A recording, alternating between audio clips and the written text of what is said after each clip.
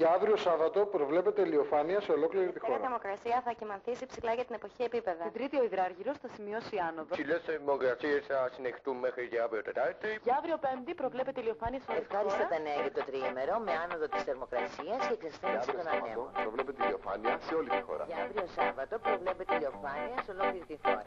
Δεν κάνει κρύο στην Ελλάδα, κρύο δεν έκανε ποτέ.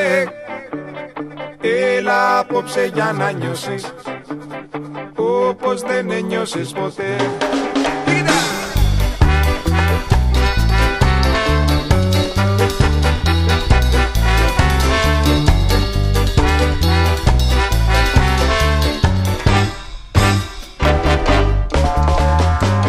Θες να πάμε μια βόλτα σε μια χώρα μαγική όπου όλοι διασκεδάζουν, λένε πως είναι και ειδικοί.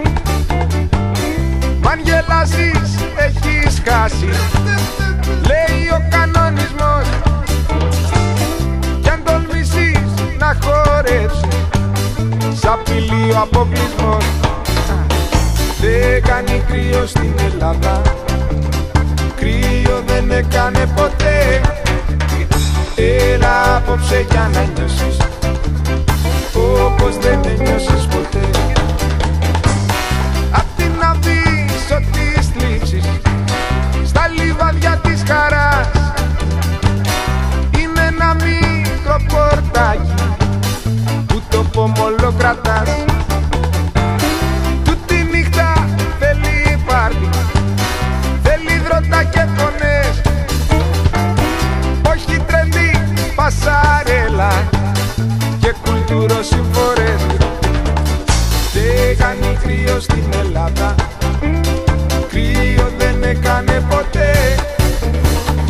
Έλα απόψε για να νιώσεις όπως δεν ένιωσες ποτέ.